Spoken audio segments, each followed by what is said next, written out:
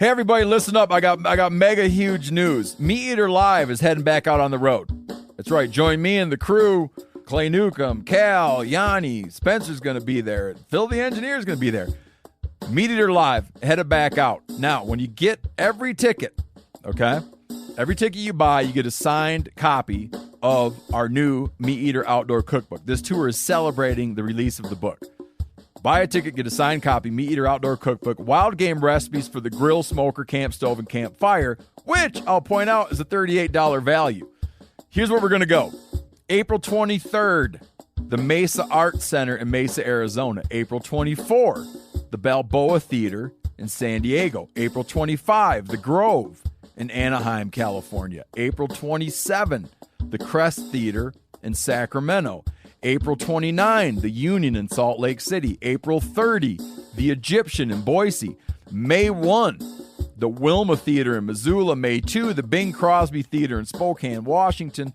May 4, Revolution Hall in Portland, Oregon. And May 5, the last day of the tour, Pantages Theater in Tacoma, Washington. For tickets and more information, visit the events page at themeateater.com. Hope to see you at the show. Hey, I'm not Tyler Jones. And I'm not K.C. And you're not listening to The Element Podcast.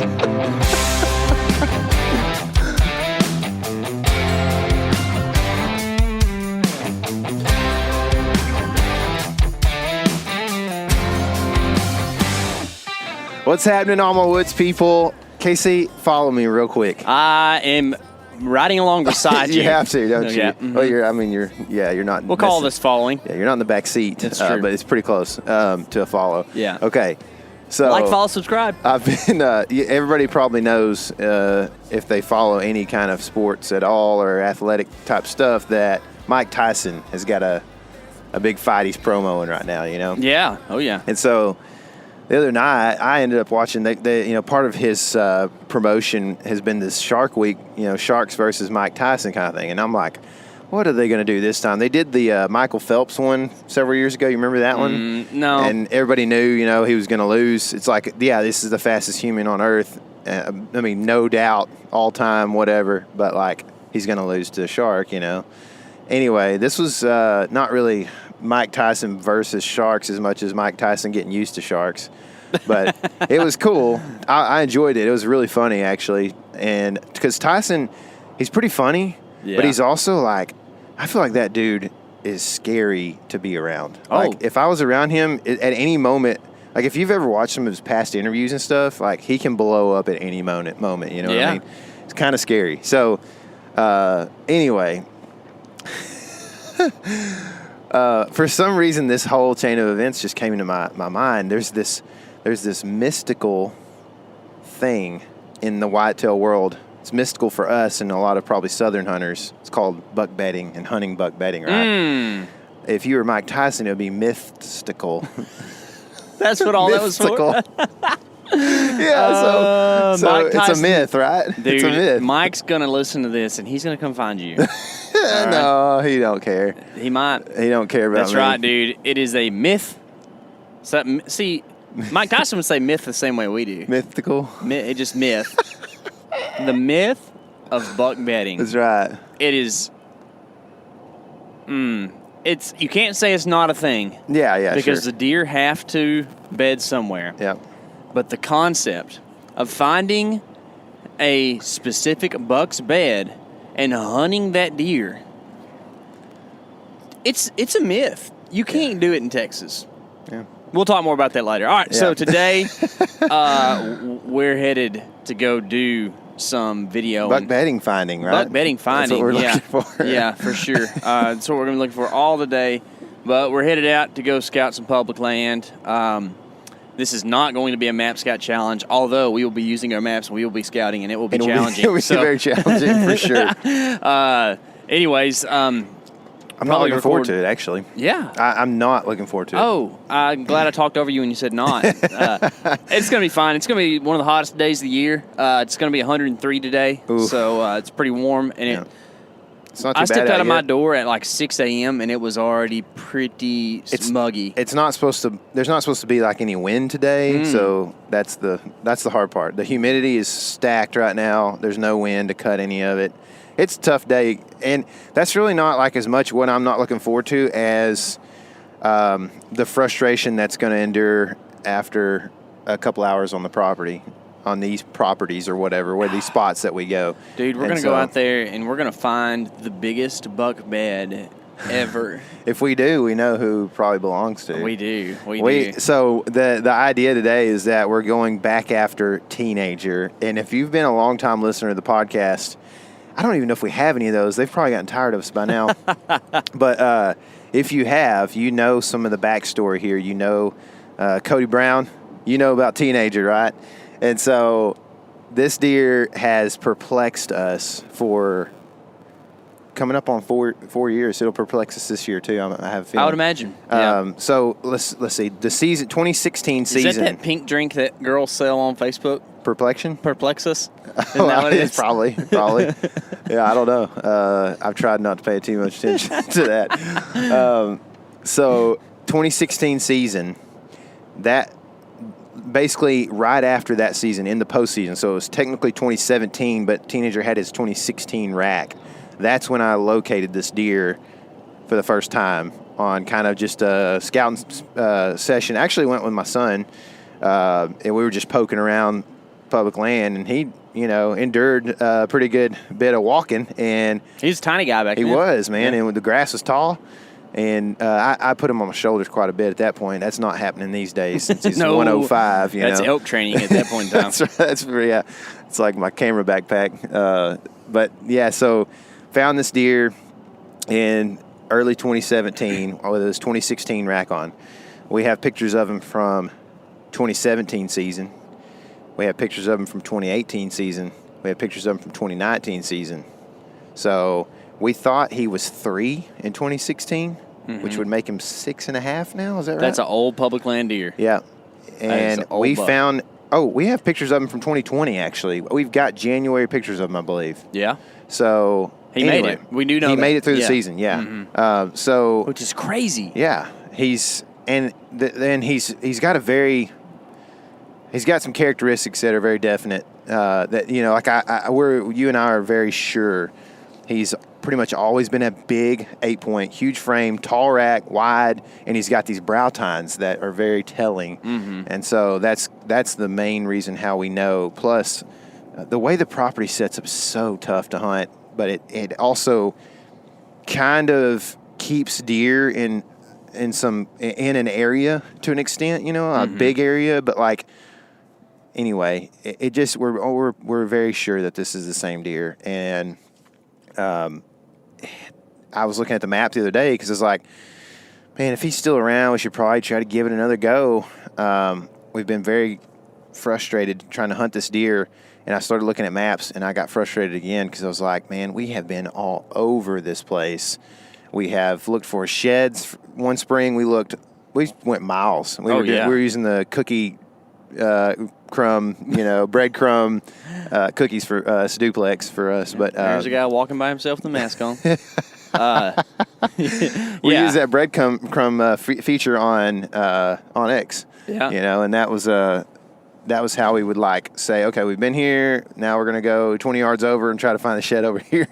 Yeah. And we went up and down this area and tried to find the sheds one year. Never found them. It's like when he sheds, he disappears. We overlaid all of our different walking tracks on Onyx and pretty much we had pictures covered. of him from March 17th that year too, I think, with antlers on. Yeah. So it's like we kind of knew the area he was in. We knew he was there just days prior. You know what I mean? Yeah, exactly. And we pretty much covered most of that thing. So East Texas is tough because it really greens up about the time deer drop their antlers. So it ain't like you can just walk around in a open understory and see antlers. That just doesn't happen. You're real lucky if you do find one.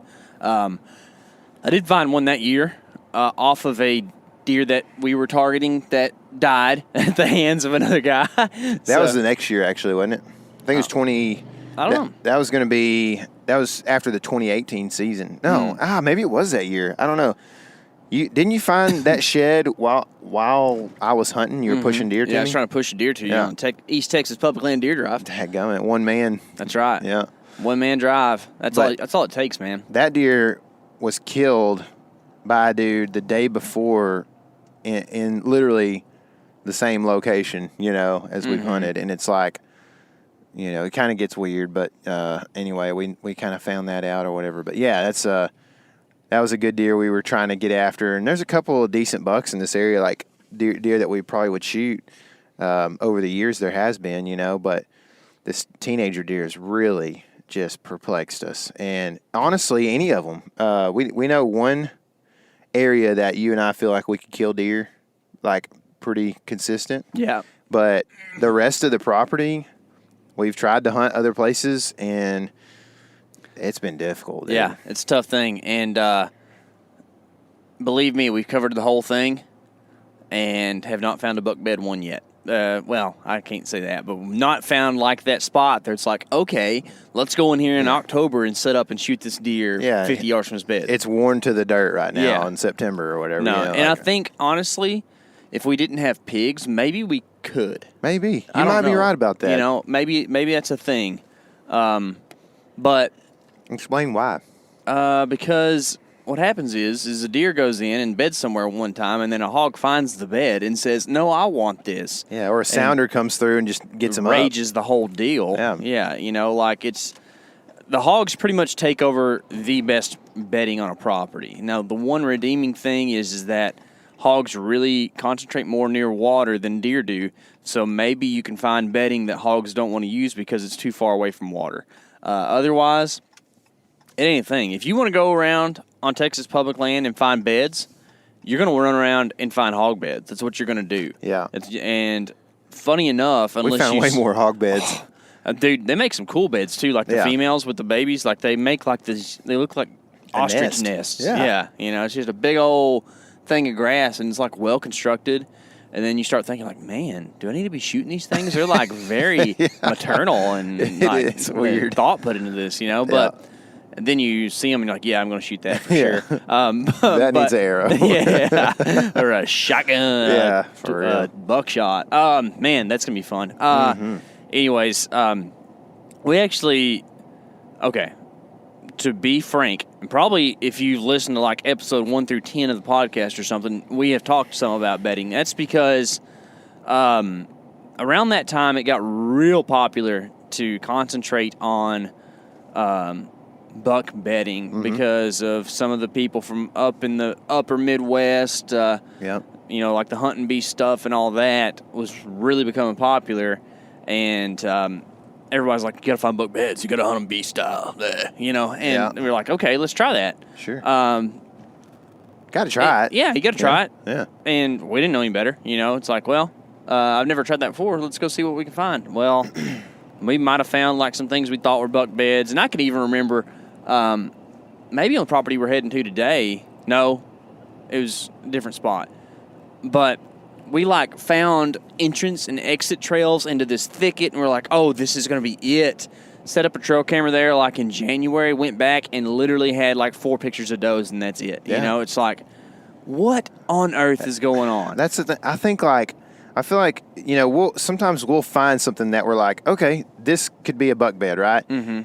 Because it's a little thicket of, privet or something like that, and it's got a bunch of tiny little rubs on it, right? Maybe it's because it's a non-native invasive, then that's why I don't bed there. Yeah. So, but the thing is, to me, it's like, okay, what I think is happening is you've got a buck, that beds in that privet thicket for 4 days, and then something different happens, and the weather changes, somebody comes in there, a sounder of hogs comes through, whatever it might be, and now that buck is moving his bedding. Mm-hmm. And he may have moved it 20 yards, he may have moved it a quarter mile, whatever. But, like, consistently bedding in the one spot. And I also wonder if, like, elevation doesn't play into this, too, the lack of in our area, you know what I mean? Yeah, it definitely is possible. But, I mean, there's plenty of places elsewhere where there's not elevation that deer are bedding, and who knows if buck bedding works there or not. But it at least lends itself to be able to find it a little bit easier. Yeah. Here's the question, And where we're going to get challenged on this thing is true buck bed hunters are going to say, we just haven't found them yet. Yeah. You know, they're going to say big bucks habitually find the places that don't have pressure and that they can bed and have that solitude. And I guess as a caveat, maybe that's the case. Man. But you know what? We have walked some miles, that's right. dude. We've spent so much time walking around, searching, scouting, trying to find this stuff that, quite honestly, if it does exist, it's not worth the time and effort to find it when No. we could be doing other things like finding persimmon thickets or pinch points and all this other stuff. And Dude, you know, we were going like bi-weekly in 2018, one of those years. Like we were going. we were real fired up about Teenager that year. Yeah. And we were going literally at least bi-weekly and doing 5 to 10 miles probably in the day during the summer. And dude, it's been tough. You know, like here's another, just to kind of further disprove a guy who would say that. We recently had a buddy help us out with a Missouri camera. Not I wouldn't say a buddy, a guy that reached out through social that wanted to help. A follower, a guy who follows Exactly. us, you know, become a friend now. So we don't know him. Yeah. And I don't want to like, say anything about him because I don't know anything about him. But he went in and got the camera, and there's some pretty good bucks on it. And KC was like, "Dude, go hunt it. Yeah. You know, if you want to." And he was like, "Never again." He was like, "This boy's too fat for that," or something. You know, he made kind of a fat joke or whatever. And who knows if he actually is? But he was basically saying like that was a tough hike. Mm-hmm. So, dude, I'm not saying that. I know there are dudes out there that go harder than us. I know there are. You know, like we've talked to several of them on the podcast, and there's a bunch of other ones out there. A lot of them are super silent about everything, right? Greg Litzinger is way tougher than me. Oh, guarantee you. Guarantee you. You know what I mean? Chad Sylvester, too. you Yeah, know? oh, yeah. It's like those guys are beasts, right? Mm-hmm. That's cool, but we're not. I'm just saying we're not slouches, I don't think, either. No. So, and we've Especially put a lot not of boot. in August. Yeah. Whenever we're like, yeah, let's be in shape and do this thing. Yeah. You know, by December, you know, Duplex City, Yes. we have been there a few times. Well, that's the thing, dude, is like another thing about, you know, down here is like, dude, it's hot. Yeah. You know, I mean, people, you know, are not, there aren't people like going in 3 or 4 miles around here. Mm-hmm. So the fact that we're going, you know, 3/4 of a mile in the summer is further than almost anybody's going in the summer around here. Yeah, and today we're going to go over a mile in a couple times, probably a couple different places, and do that thing. And I feel like that we're kind of justifying our case here, you know what I mean? But, you know, in Corinthians, Paul justifies his case quite a bit, too. There you know what I mean? go. So, like, Yeah. I'm not trying to be like Paul or any. I mean, I'm trying to be like Paul, but I'm not saying that I am by any means. But, like, you know, sometimes you got to say, like, hey, here's the reasons why my case is what I believe to be true, you know? So, anyway. Yeah. Oh, the whole speaking of reasons, the whole reason that we wanted to talk about this buck bedding thing, well, of course, it's pretty complex, but Yes. I had a guy I was talking to on social media the other day, and sorry, I don't remember which person it was because I was chatting with a couple people who had messaged us, and we were talking about Texas public land. I think it was somebody who was kind of new at it, and he was talking about, you know, he had his Onyx, and he's been, you know, map scouting, and he's got a kayak, and he's going to go do that thing. And I was like, man, that sounds like a good plan, you know, like getting in there, you know, using creative access. Sounds awesome. And then he said something about, and then I'm going to go in there, I'm going to find some buck beds and, you know, hunt those. And I didn't say anything. I don't mean to be discouraging.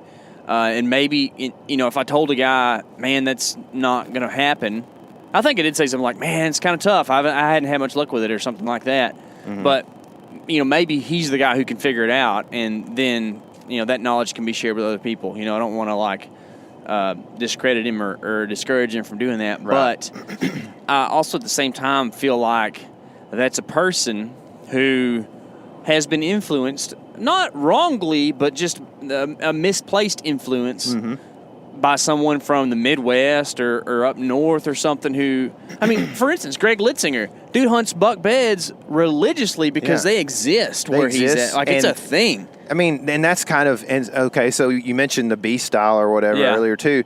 Same deal. Like, those guys are hunting very similar habitats across the country, but it's a marsh type of buck bed, right? Yeah. Based, like, it's like, okay, and people this in is hill going to be country can do it too, though.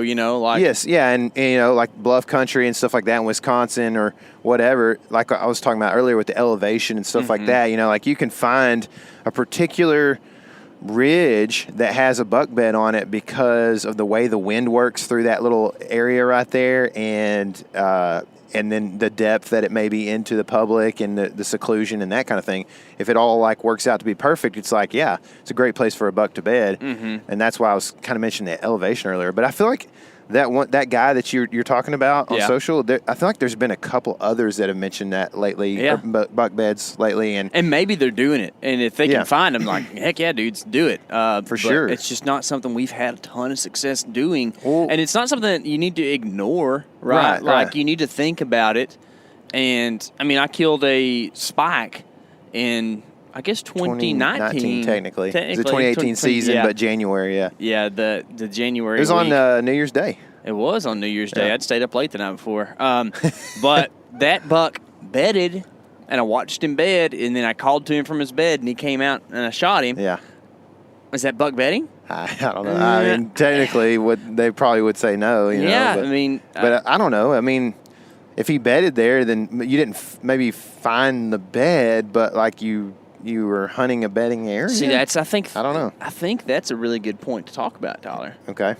Is in the East Texas, in particular, you might not be able to find buck beds, but maybe you can find a buck bedding area, a place.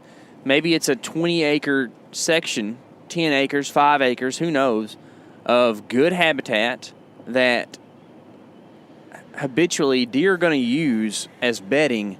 Maybe not the same specific beds, but if you can figure out a food source or something else that they're wanting to travel to, you can set up near that and hunt it similarly to buck bedding. And I think that's what we do in that stand, honestly. Yeah, I think we've done that a few times out here, and too. that kind of almost goes back to the DMA principle, where deer movement area, where you're placing the odds in your favor. Yeah, but exactly. You're not like able to go, okay, I'm going to sneak in and have the most quiet system ever and set up 75 yards from this buck's bed, and he's going to only walk, he's only walking 100 before dark, so I'm going to be within that range and I'm going to kill him, Yeah. It's like, it doesn't really work like that. It's like, well, I'm going to have to go out here and sit for a week, or, not necessarily straight, but, sit for 7 or 8 days. And one of those days I'm hunting close enough to that buck's particular bed that day. Yeah. And I kill him, I think, right? I mean, that's kind of what you're saying is, the area is too large to just set up 75 yards from the buck's bed. There's a bachelor group right there in that corner. Oh, yeah, man. That's cool. That is cool. Dang, dude, the deer are moving. They are this morning, man. We actually got some good video of some bucks this morning. So let's do this. We've been, I wouldn't say negative, but we've been down on buck bedding this whole time. The frost on the prairie is blooming. Get your honey, guys, before it's too late. So maybe let's talk a little bit about things to concentrate on whenever you're hunting public land stuff. Instead of doing the buck bedding thing like some other, look at that big buck out there in that. Oh, he's hard-horned. He is, isn't he? Hard-bodied, too. He's concrete.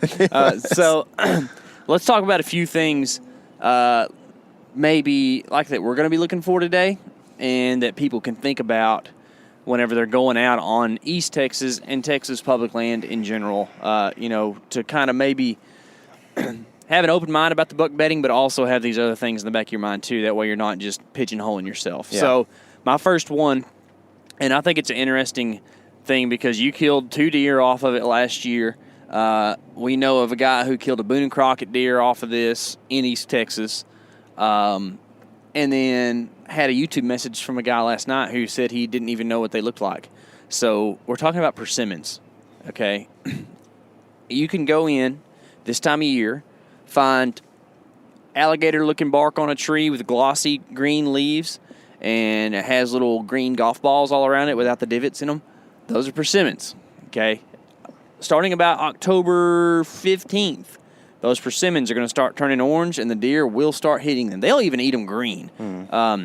But that's a huge thing that you can go in and scout for right now and mark and know that you can have some success if you find a really good persimmon patch to hunt. And we're actually going to do a little bit of that today. Yeah, we're going to do some persimmon scouting. You and I have really gotten on board with the persimmon thing since last year. Does that mean the persimmon rage, like corn that you buy in a 10-pound sack? Yeah, we've really bought a lot of that and spread it around. No, we have gotten on board with the persimmon thickets. I actually, on my property, have a really good tree. You do? One tree, like it's a big, tall, probably 30-something foot tree or so. And it is loaded this year. And I kind of cleared out around it to give it some sunlight and to give it, a little less competition. And also to kind of make an area where the persimmons can drop and the deer don't have to fight cedar limbs and stuff to get them, or whatever. I don't know if that's a thing or not, but it just feels like it. So cleared it out a little bit. But after seeing what happened last year for everybody and for me as well, it's definitely something I want to key in on, and I think that hopefully, it can pay off for us. The issue with some of this stuff is you'll get like persimmons. Sometimes you'll get a ton of them in particular areas. Say like, for instance, if you're hunting public land and the department came in and cleared a big, huge bunch of areas on this property. In the last 10 years or something like that, or 15 years, you may have a bunch of persimmons growing up that are all over, like several hundred acres, depending on how many places and how big they cleared out. So, like focusing on a particular, persimmon hatch or whatever is kind of going to be a difficult thing, maybe. I think what you'd want to do there is... Did you just say persimmon hatch? Yes. It's fly fishing. Watch out for this rooster here. There's goodness. There's roosters everywhere. Golly, wild chickens. So I think that what you need to look for in that case would be like, and this is something through and through I think is a good thing whether you're hunting persimmons or not, is like cross multiplying your features. You know what I mean? So like, where do persimmons align with, like a creek horn or something like that? Okay, all right. So tell me about the creek horn thing. Let's list a couple of the features here. Are we going to go through our entire video catalog here? Ooh, no, we're not. Okay. Just tell me that one. So a creek horn would be like, if you're hunting. Okay, let's do this instead. Okay. So like a secondary creek, because we're going to look at a particular area today that's like this. Mm-hmm. You've got a secondary creek where that creek comes into the main stem of the creek. A lot of times there's a lot of elevation there, and a deer would rather kind of swoop out and go around through a like easier part of the creek to travel through, right? Yeah. So if that brings them out around this creek, and there's persimmons growing up on the edge of the big timber, basically that surrounds that creek, then where those deer are naturally coming around the edge of that secondary creek and crossing it, and there's persimmons close by somewhere there, like somewhere in there is a good place to be, because you're matching up with two things that would direct deer movement, essentially. Yeah. So one of the interesting things, I'll give Midwest deer a little credit here. They can be real dumb sometimes and real fun, ready to get shot, and that makes them real cool, and they're big. East Texas deer don't like to cross steep bank creeks. Whenever we did a bunch of our Map Scout Challenge stuff, like when we went to Missouri and Illinois and Tennessee, Kentucky, all that stuff,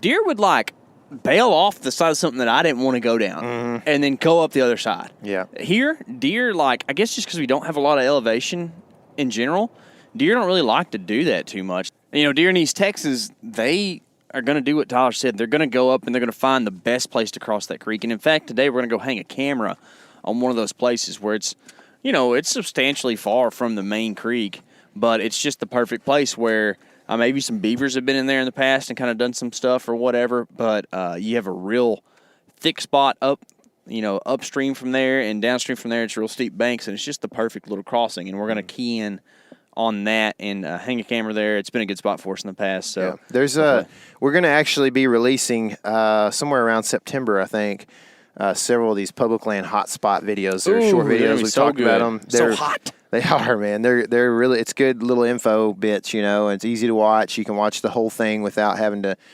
like the Map Scout Challenge, a lot of guys are like, okay, I watched 15 minutes, but I'm going to have to wait till tonight because my lunch break's over, Mm-hmm. But with these, you'll be able to watch them in 10 minutes or less. And so hot takes, guys, hot takes. It's good stuff. But hopefully it'll help you guys out. Funny enough, today we had plans to introduce our cameraman for the season. Not on this podcast, on a different podcast. We'll probably record with him, maybe. But we're having the woes already. He's a young sprout. He's a young bean sprout. And Jack the Beanstalk. He went to the wrong place. So now we were going to meet somewhere else, and now we are 30 minutes apart. So we're going to figure that thing out here in just a second. But, guys, just wanted to kind of tell you, don't get duped by the buck bedding thing. Yeah. Spend a little time thinking about it when you're walking around the woods. Always think about it, but don't just fall into that pit. Instead, have an open mind and go hunt deer the way deer live. If deer live by habitual beds where you live, go out there and smoke them. If deer eat persimmons where you live, go out there and smoke them. If deer eat out of bird feeders where you live, go out there and smoke them. It don't matter, dude. Just go out there and have fun. And just get to hunting, man, because it's a good time. Speaking of hunting, you actually got to do a little hunting the other day. Yeah. You did too. You're with a camera, but that's right. You actually had a bow, and we thought you might get to shoot something. It was on the ground a lot. Remind me, I've got an interesting thought about this, but I need to let the listener know what we were doing. All right, we were hog hunting. Set it up. Yeah, and so. Basically, since I have obtained this new property, I started putting some corn out in a camera, see what would happen, And I have had hogs coming in, and sometimes this time of year they can get pretty patternable, I guess, depending on how well their water source is doing. I think when their water dries up, they start to scatter and figure things out, but I have a little tiny pond. It's basically turned into a waller, and I was having some boars and a couple of small groups coming in, and the boars especially were coming in the daylight pretty much every evening right before dark. That's what you call a pattern. That's a pattern, dude. I mean, it was happening. And so we were like, okay, let's test out these tethered platforms that they sent us and saddles and everything. See if we can, see how we're going to like them, see if we're going to get used to them and how they're going to work, and just kind of get our hanging hunt system back in order a little bit. It's funny how I can, in early December, literally it's like an extension of my body to hang a stand. You know what I mean? Yeah. And this time of year, I'm like, dadgummit, I forgot this, and what do I do with this? Oh yeah, this goes here, and oh man, I wish I had that. Where did that go? It's like, so it's good to do that. Man, I just saw the biggest spider web ever. Ooh. Which is going to happen today probably several times. The spider stick. Anyway, yeah, we decided to go out and hunt, and it's we actually the I'm pretty sure it was the boar that we shot. I don't know if we saw it. I think it's a boar. Boar. You said boy. Boar. I think you said boy. Oh, well, we'll let the listener be the judge of that. Okay. I'm pretty sure you just want me to say boy. No, I did not. But anyway, I just want to clarify. I think everybody knows I'm intending to say boar, whether I said it or not. So anyway, he came out and dipped back in real quick, and we were like, hey, the wind was blowing around. I mean, the wind was not. It was very, very light and variable. It was almost dead calm, and so the wind was just wherever, thermal happened and didn't happen at that time of year or that time of night. You know, it was like in the shadows, it might be sinking over here, and in the sun, it might be rising over here, and it's like things are just not doing what they're supposed to do. We're supposed to have a slight cold front and a north wind, so it's supposed to be like 95 or whatever, you know. And ended up, he like dipped back in, and we didn't know really what had happened. We thought he saw us, and we were like, man, we messed that up. We're out here, it's 95 degrees, we're sweating like, you know, crazy, and it's just like a stuck pig. And you know, we just messed up our chance at this hog. It's like kind of felt like a wasted deal. And then, you know, 45 minutes later, we're sitting there. And this is stuff that you don't really get to see in the video sometimes because we get so hyped, we forget to video and talk about it and everything.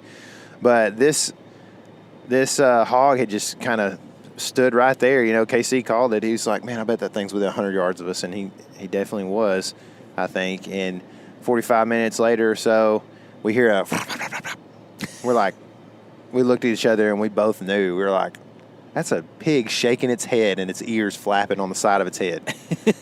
And it was at like 30 yards. It happened like 3 times. Yeah. So it was like the first time we both looked at each other like, was that what we thought it was? And then it did it again. And Tyler both just like, we like lip it to each other. We're like, that's a hog's ears. You know? Yeah. And it was so quiet, man. It was so still and quiet. Oh. And so he ends up coming out at like maybe 25, 27 yards or so. And I had been putting the corn was like at like 15 or 20, pretty close, you know. Mm-hmm. And so he starts like he's just being super, super like uptight, man. You can tell he doesn't like it, but he really likes that corn, you know. Man, it's crazy how they lose their minds for it. Yeah. Hogs and deer. Yeah, and he would take like 2 steps and then he would just tense up and stick his snout out and smell, you know. And he'd be like, and I was like, man, the wind's being crazy. I was wanting him to come in 20 and, you know, obviously make this an easy shot and a good video and everything. And he ends up going from about 25 kind of angled out, going like to 30. And I had ranged it earlier, and I was like, yeah, I think that's going to be right at about 30. And you were like, I got him. And then he started moving, and I was like, I didn't want to grunt stop him, you know. And I didn't want him, because he was stopping every few steps, but he took like several steps in a row, and then ended up, I had drawn or whatever when he kind of turned his head away, and he stopped at like 30-ish, and I shot, and he was behind a limb, and KC was kind of pulling the camera around the other side of the tree, but I was running out of space to shoot too, because just this time of year there's leaves everywhere, you know. And we didn't do any trimming or anything on your tree. No, I mean, well, we were just practicing for public land. That's right, man. So anyway, the shot, I felt pretty good about it. He was so uptight that I actually think he ducked my arrow just a touch, and ended up also turning a little bit. But I don't know, like that stuff happens so fast, you know. Who knows if he did it before the arrow got there or not, but it definitely seemed like he did. And you've had a pig duck your arrow while I was filming in 2016, I believe. Yeah. And spined him. Yeah, about spined the sucker. I think it was more high long. Yeah, kind of like a weird little spot. Knocked him over, though. Dude, he like went into spine mode, like straight up just paralyzed, and then just got up, broke your arrow off, and took off running. I was shooting a different broadhead and arrow setup back then, and it was a light arrow, big old, you know, I bought into the whole like giant hole, you know, whatever. Yeah.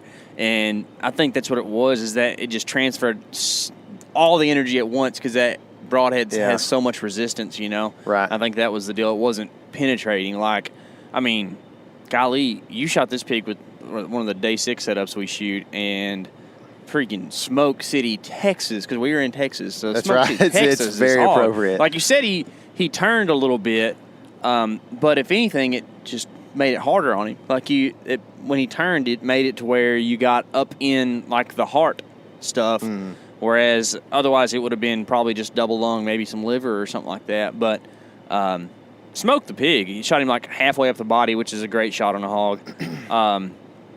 But, dude, he took off running through the woods. And that was the cool part about that footage, is that Dude, it was like he was running into some stuff. Oh man. my gosh, man! I mean, right off the bat, like as soon as he got to the woods, it's weird because you would think they would know the trail or a trail on the edge of the woods there, and the stuff's pretty thick. But like, dude, you talk about if you've never seen an 8-foot beautyberry, like, you know, a woody stalk that is basically a small tree, right? And there's several stalks coming out of this thing, like 7 or 8, maybe 10, whatever, like a bunch of them. And this dude bails straight through this tree. And what was amazing to me, you know, is the track job was pretty difficult at night and in the thick stuff, but we stayed on it from, you know, we only had a couple of times where we went without finding blood for a couple minutes, you know. But we ended up, you know, it took a while and just was thick, and we were bent over and it was dark and we didn't have all the great lights and stuff. And we ended up finding the pig, and I was for sure the arrow was broke somewhere, you know, and just we couldn't find it, or in the grass it had passed through because it was kind of dark, couldn't see very good. And dude, he had the arrows sticking out of him, not broken one bit. I'm like, this is for real, dude. Like, I don't know, man. You know, there's something to the way those things are wrapped, you know. Oh yeah, you know, thick carbon shafts. You know, you open that thing up. It's like a 5mm ish type area, you know. But if you look at the inside hole or whatever is way smaller than a regular area. You know, it's just, so Brian says those things are wrapped, kind of like cross-centrically or something. I don't really remember what he says, but it's not just that they're thick, but they actually are built to be tougher, and that's the truth right there. After you see how much stuff that sucker ran through, I mean, he's like a pushing 200-pound boar. That's a lot of force you can put on stuff too, dude. Yeah. And the broadhead was, I guess it had hit, you know, a rib or something on the other side, and it was just buried. I think it's in the shoulder. Maybe. Yeah, you're probably right. And we could not get. It took some pulling to get that thing out. I had to hold on to the hog while you pulled on the air to get it out of there. And we finally got it out. But my point is, like, it wasn't just like loosely flopping around. You know what I mean? It was like rigid when he went through that tree, I'm guessing. And so just insane, man. Those things are so tough. It was a fun hunt. The video's on YouTube if you haven't seen it. We'll put a link down below for sure. Yeah. So, you know, it was a good time, man. And we've kind of, you've mentioned this before, we've had a little bit of a change of heart about hogs, you know. Granted, if we're in there hunting a big deer or something like that, it's going to be a little bit annoying to have 40 hogs come running through the middle of it, you know. Yeah. But if it's August 2nd and you're trying to do something fun, it's a pretty fun thing to do. Yeah, or January or February, March or April, you know, it's like, man, there's some good months to hunt pigs in, you know. Yeah. And anyway, I got to pull in here and get some trail camera batteries. I almost missed it. Yeah. But yeah, so the you know, Map Scout Challenge for Texas has released at this point. If you haven't seen that, go check it out. We'll link to that below. One of the Texas Map Scout Challenge. That's right. We got 3 of those coming up. They'll be filtered in. Guys, we really appreciate the support with that. If you're new to finding us because of the Map Scout Challenge, thank you for being here, by the way. If you don't know what the Map Scout Challenge is, my goodness, what are you doing with your life? You need to go check out YouTube because that's where the party's at as soon as this podcast is over. We have 2 episodes out. Yep, we've got a Kentucky and a Texas one. Those will come out weekly on Tuesdays, probably Tuesday evenings, pretty much until deer season opens for everyone, right? Yeah. So like into the first week of October. Yeah, so we'll have quite a few of those coming up. So guys, be ready for that. Go over there, hit the subscribe button on YouTube if you hadn't, and get into some map scouting. That's right. The next one up is Oklahoma. Is that right? Oklahoma, yeah. So you're not in this one, but Wes Lowry, our buddy, the Big Buck Slayer, is 2SB. Which, by the way, have you seen the buck that he's got on camera this year? Yeah, that guy. Oh my goodness, dude. Him and his trash can feeders. Dude, he's got a nice buck that he's hoping. He said he's pretty regular, so that's good. Pretty exciting, man. We might have to do another big buck breakdown on Wes Lowry this year. Get some rutting around in there. That's right, dude. That'll be sick. I hope he gets to shoot that big sucker. And I hope if you're listening, you get to shoot a big sucker this year too, man. That's what off a buck bed too. Oh man, just shoot him in the bed. You know, just hang your stand right over the top of it. That's the funny thing, honestly, that everybody always talks about. Oh, I snuck in and hung my stand real quiet, and he came in. It's like, How do you know he was in that bed? Yeah. Like, why don't you just, if you're that sneaky, just climb the tree 30 yards from him and shoot him right there? Yeah. You know? I don't know. It's weird because some of those guys talk about hanging 40 yards from their bed. And I'm like, dude, is it really 40? Because do you know how close that is to hang a tree 40 stand? yards is real close. The other night. How do you get up and not get seen anyway? Didn't those does come out at like 50? And I was like, they're right there. Yeah. You know, it seemed like they were so close. Yeah, dude. Like 40 yards is not far. Yeah, I guess if you got a good stiff wind, I guess it works. There are guys who can cover 40 yards in 4.5 seconds. Yes. You know, like. I used to be one of those guys. Were you a 4.5 guy? I had 4 or 5 times. Golly. Yeah. That's fast. It was, but once I gained weight in college, I was not a 4.5 guy. Yeah, fastest I was a 4.7 guy because 4.79 counts. That's why I was a 4.7 guy. I like it, man. Yeah, yeah. And in high school, if you had a coach, that's right. You had to figure out which guy was the quickest on the clock. It just came down to like, can you find the coach that likes you the best? You know? Oh yeah, you're gonna get that 4.79. It's kind of like my dad always gets so mad, about this, but he's like, man, there have been so many 10.01s weighed in on Lake Fork. Yeah, oh yeah, dude. you got to get there. It's like, how many droplets of water is in .01? You know what I mean? That's a good question, dude. Maybe we should do like a, there's a show, Sports Science. You know what I'm talking about? Maybe we should do like Sportsman Science. Sportsman Science. Yeah. Dadgummit, somebody's going to steal that now. They like to steal everything we do. They do. So they do. We they just like, recently got something stolen apparently, from us. if you do blank Scout Challenge, it's a pretty good thing on YouTube. It's all good, man. We're trying to help each other out. That's man. right. That's right, man. Whatever. But I'm honored and flattered. You are flattery. I'm a flattery kind of guy. Yeah. Well, anyways, guys, we are going to get some scouting done today. We got to get these bats. Tyler, are you going to buy lithiums? You mean liths? Liths? Are you going to buy liths and the bats? Put in the cams? Dadgummit, dude. I don't know if I have enough money. Actually, I got some cash in here. Bro. I don't think we should buy lithiums. You don't think? I think we should wait until... we'll come back over here. Yeah, and whenever we do our October check or whatever, put lithiums in. That way they last the rest of the season. All right. I'm gonna buy some nail clippers in there. Are you really? Sure, dude, they're getting... I could be Wolverine at this point, I think. Yeah. Well, I bet we find some of those on camera today. I bet there's a lot of them out there. Yeah. If you're talking about hairy public land hunting, man, there might be. Guys, remember to go check out those links, and remember, this is your element. Living it.